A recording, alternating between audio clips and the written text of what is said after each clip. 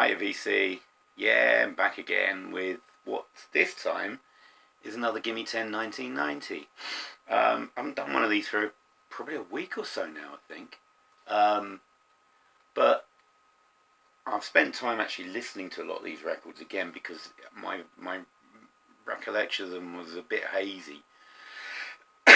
Seeing as I've only just been reunited with a lot of them, to be honest, relatively recently. So, here we go.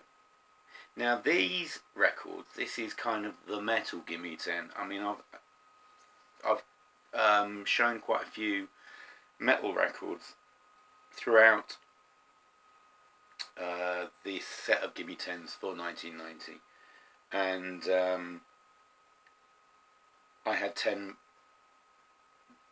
sort of verging from funk metal to out and out thrash. 10 records that actually fit together. So here we go. Right, first up is this one. This is the Electric Boys. Oh, there we go. This is the Electric Boys, and this is Funk and Metal Carpet Ride. This came out 1990. I love this record. I really, really do. It's not heavy particularly. It's pretty funky. But I just remember this with such affection from 1990. I used to listen to it all the time. And in fact, this is one of the ones I got on CD as well. So I've listened to it on and off for the last 20 years. 25 years. From Sweden. Connie Bloom was the lead singer. Franco Santunione was the guitarist. Andy Christel played bass, and Niklas Sigervall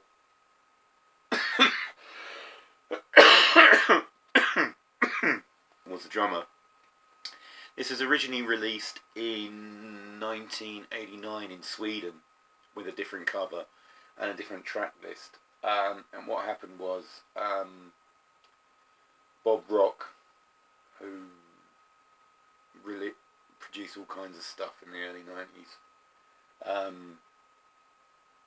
redid a few of the songs, but I suppose the big singles off this were all Lips and Hips, which is a big dance floor smasheroony in any metal club I happened to go in at the time, and Psychedelic Eyes was a big track as well.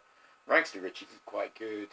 Electrified, Into the Woods. I mean, it's a great album. I absolutely love it. So this is one album I like all the way through. The next one I actually only got for one track, because I remember getting it dead cheap, because nobody else wanted it. So we're back in the realm of glam metal. Excuse me. And this is Sleaze Bees. And this is Screwed, Blued and Tattooed. So there's the back of it. Yeah, to be honest, the only track I really, really like of this is Screwed, Blued and Tattooed. And I think I got this for more or less the price of a 12-inch. So, might as well buy the whole album, even if it's not much cop. So this is a glam hair metal record that wasn't great with one brilliant track. Meanwhile, this is a glam metal band or hair metal band with a really good album. This is Spread Eagle. Sort of one of the last, kind of released during the last hurrah of glam metal before grunge broke in 91, and just wiped the slate clean. It was just a complete slate wipe. But this is really good. I think this is really good. This is more along the lines of sort of Love Hate. I don't know if you know of Love Hate. They're kind of a much more sleazy, harder version of hair metal that I really, really liked. I mean, they get compared a lot online to Skid Row, but really they're kind of harder than Skid Row. It's still got the soppy ballads and the stupid slow songs, which I couldn't stand. That was the worst part of hair metal. You had to have like some light as a lot crap on almost every record, but apart from those soppy moments, this is a really rocking record. I really like it. So that's Spread Eagle, American band. Now, getting heavier. Band from Britain next. Fusing sort of metal and punk, hardcore. This is Bomb Everything with, guess what? Much more political. Really, I mean, you can tell from the band. There's the inner sleeve. There's the band, and they're not your typical metalers, are they? They're more like, look more sort of like crust punks, to be honest.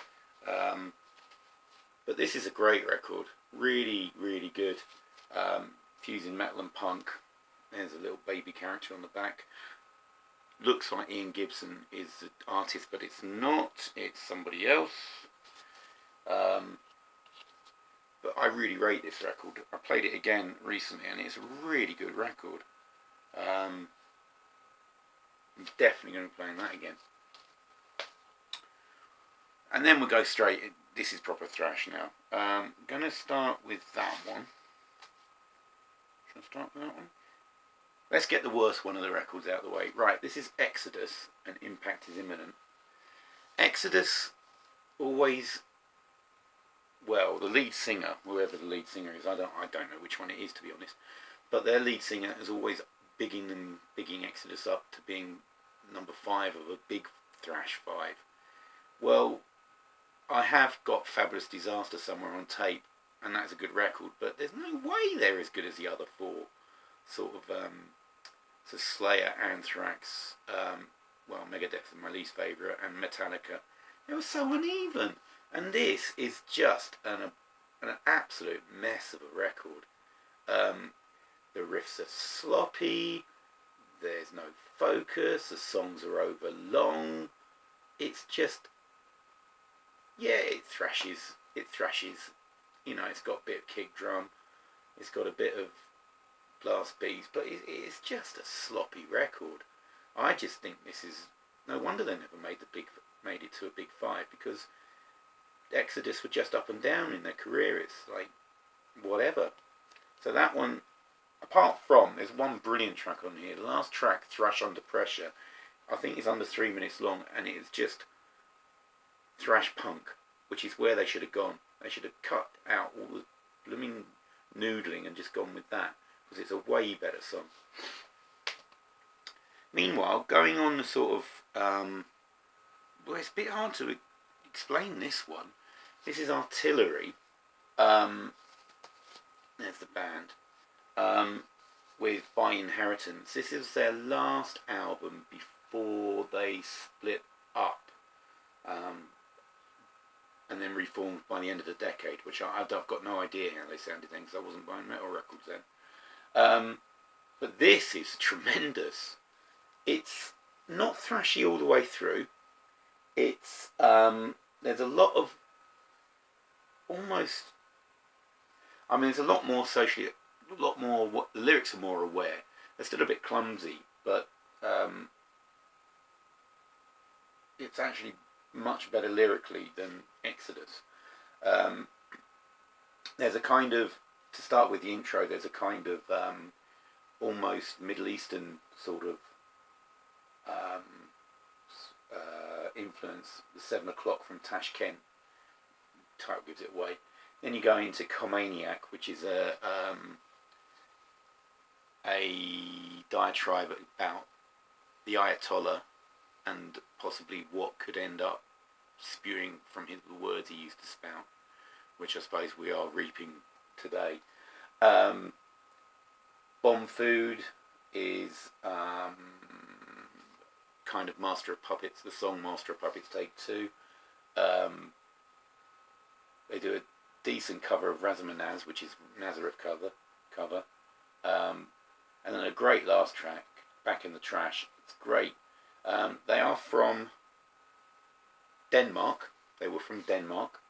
And I think the reason I did pick this up, because Flemming Rasmussen was a producer, and obviously he was the producer of Metallica's 3 best albums. Ride the Lightning, Master of Puppets, and Justice for All. So I had to pick that up, and it is a really good listen. Really enjoyed this. Here we go. In 1990, I think two of the big four released thrash records, and I've already shown Anthrax, which was Persistence of Time. I don't know if Megadeth did, because I just didn't buy any of their records. I only got one of their albums. But this lot did. Slayer released Seasons in the Abyss, and this is raw. This is just, there's no mucking about with this. This isn't Exodus being a lazy bunch of farts. This is Slayer, probably their last great album. But this rocks like nobody's business. It is brilliant. Rick Rubin produced, and it is just such a raw sound to the record.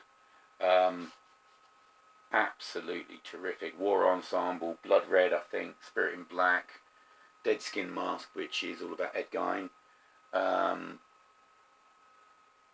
Born of Fire, and the last track, Seasons in the Abyss, the title track, is an absolute epic track. So this I can really recommend. This is a brilliant record. Getting ever more brutal, and read online since, but seems to be the beginnings of death metal with the next couple of tracks. Now, the next one is Exorder, Slaughter in the Vatican. You can see from the cover art, I mean, some of it's dead dodgy. There's the band. I have never heard drumming like this. I mean, talk about blast beats. It's like unbelievable, the double beat, bass drum beat going on in this. It is phenomenal. I mean, this bludgeons you. This is just a bludgeon of an album, this is. This is, and it's got one of the most tasteless songs I've ever heard in my life, called Anal Lust. Yeah, right, you can really imagine what that is. Just look the lyrics up online and you totally get what it's like. And then there's Slaughter in the Vatican, all about killing the Pope.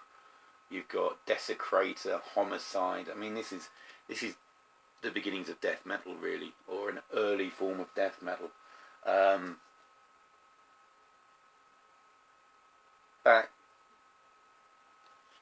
But it's death metal that is really still rooted in thrash. So it's a real death thrash crossover. Oh, don't ask me about all the sub-genres. When I came back to metal after being away from it for so long, what I couldn't believe was all this stupid sub-genre shit going on. Just ridiculous. Anyway, so that's Exorder, Slaughter in the Vatican. Absolute bludgeon of a record. Now, if that's a bludgeon of the record, this is just downright nasty. This is one of the nastiest records I've ever heard in my life. This is Deicide. Glenn Benton is the vocalist, and I think he's been the only ever present in the band, although somebody probably knows about that better than I do. But this is a bloody nasty record. Absolutely ferocious. I mean, Benton's, judging from the lyrics, is an absolute nutcase. But this is a really early death metal record. You've got Lunatic of God's Creation, Sacrificial Suicide, Crucifixation, Carnage in the Temple of the Damned, Mephistopheles. So you know what you're getting. And then you've got all the upside down crosses and comic book vampires and devils and stuff. So you've got, I'm not even going to try putting that back in, leave it alone. So yeah, it's lyrically ridiculous, but I really like it. It's really good. Right, final record is by an East German thrash band called Rectum, and this is Sacred Anus. Nah, not really. If you see that sticker there, This was gay bikers on acid pretending to be an East German thrash band to fool all the music press, who then hated them forever after. More fool them. This is great. You can tell, as soon as you put it on, you can tell it's gay bikers, because it's just gay bikers trying to do heavy metal, which ends up sounding a bit like gay bikers, just heavier. It's a terrific record, absolutely terrific. And I love the cover. I mean, the cover, the way they've used, I mean, look at that. It's great. Rectum, because you've got an umlaut on the U. But yeah, you've got complete stupid song titles like Deadheads in Red China and Ever Been to Utah in a Fluid Storm, Cocaine Metallic Bebop, Sexy Salmon, Tory Moan, My Dad's in a Conservatory. As if an East German thrash band would call a song that. I mean, it's obviously, I don't know what the music press were doing anyway, but it kind of backfired on the good bikers because they got bad reviews ever after. But I think this is a great record. And there we go. So there we go. My Gimme 10 metal. Yeah, I sort of dialed back on the metal after that. I think the year that I bought all these records, I actually had a job. I was working at a mortgage company, and I had loads and loads of spare cash. So I went drinking, went out to rock discos all the time, and I bought shed loads of records. And just happened to be that year I was really really got into metal and thrash and stuff and all kinds of stuff, which is why these Gimme 10s are so metal heavy. Right, well that's it for now. I've got one more Gimme 10 1990 to do, which will hopefully happen soon. I've also got another, I've shown you Wodge of listening to do, which is, I'm getting whittled down. But I spent some time listening to these records, and it's, yeah, I know why I bought them now, because some of them are absolutely brilliant. Yeah, some of them are tremendous. So it's been a great wallow in nostalgia for me, this one. Okay, well thanks for watching, and I hope you've enjoyed that one, especially you metalheads out there in the VC, and I'll see you all again soon.